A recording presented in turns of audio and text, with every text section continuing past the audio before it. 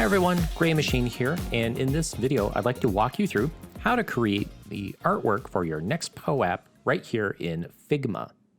Figma is a collaborative web-based design application and it's free for individual users. You'll need to either create a login or use your Google account to log in. Once you've done that, locate the URL that we've placed in the link of this video and visit this template.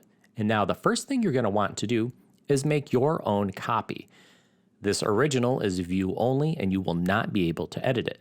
You'll need to go up here to this menu and select duplicate to your drafts. Down here it's going to notify you that's been duplicated and you can click open right here, or if you wait too long and you miss that, you can go to the Figma main menu, select back to files, and you should see your POAP template copy in your items right here. I'm going to open that up. Now over on the left, we've got a number of different templates that we can work with. As I select these templates, you'll see the layers and components that make up the artwork, such as the logos, text layers, and images. There's a divider line that separates these templates and layers, and if I drag it down, we'll see even more templates. So let's say we start with background template number 2, and we'll customize this for an event on December 10th, that is product office hours. So I'll go to the date here and double click on this so I can edit the text. Now if you double click and you find that you cannot edit the text, this probably means that you are working with the original and not a copy. So back up and make sure that you have duplicated it and you're working with your own copy. Next, I'll type in DEC for December. And to accept the changes that I've made to this text, I can simply tap Escape to get out of that text box. I'll go into my text here for the date and type in 10. So I've got December 10 as my date. I'll tap Escape again.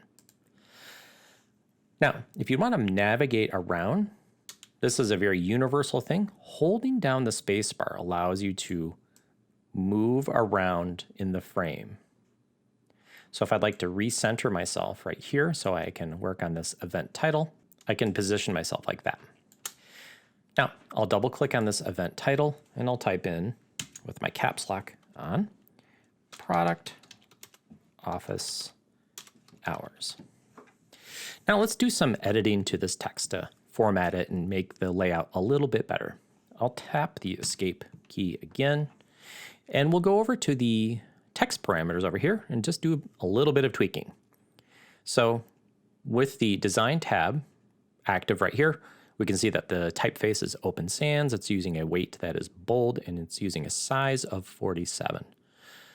If I want to change the size, I can either type it in directly, or if I put my cursor in that field, I can arrow up and down, or I can select from the menu.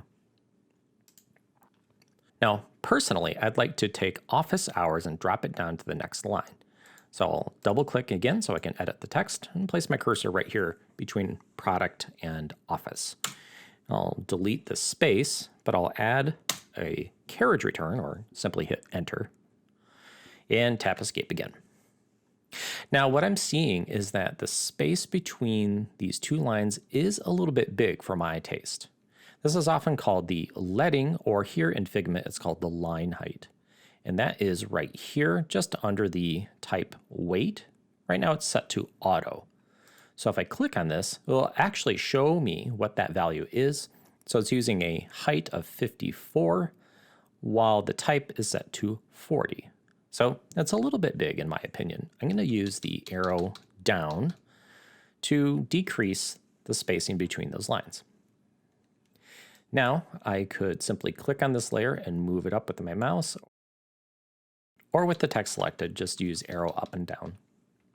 Now it's quite possible you don't know the number of the office hours that you're holding. I think this is much more appropriate for things like governance meetings. If I'd like to turn these off, I can simply locate the layer and click the eyeball to turn off the visibility for the layer. I've also noticed for this specific template, if you are going to edit it, that the text box is actually sized a little bit small. So if you type 2 numbers, it's actually going to drop down to the next line. If you need to fix this, simply expand the box a little bit bigger. you also might need to move it over just a little bit. But I'll go and turn these layers off, assuming that I don't know the number of the office hours that I'm creating this for. Now we're ready to export our artwork. I need to make sure that I am not selecting any one individual layer so that I don't export the layer by itself. So tap Escape to make sure that nothing is selected. Go over to the Design tab and locate Export and click the plus. We have a number of options to export as, but leave it as the PNG option. That's exactly what we want. You can twirl this open to see a preview of it.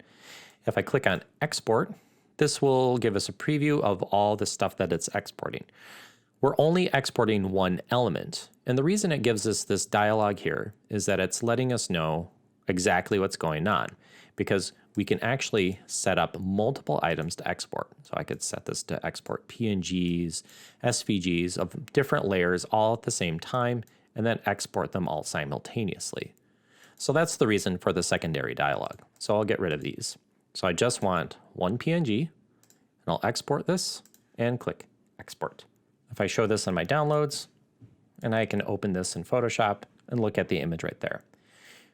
This is ready to be uploaded to the POAP event website and set as the artwork for your POAP event.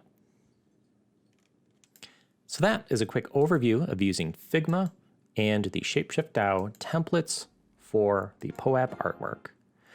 My name is Graymachine for the ShapeShift DAO. Thank you so much for watching.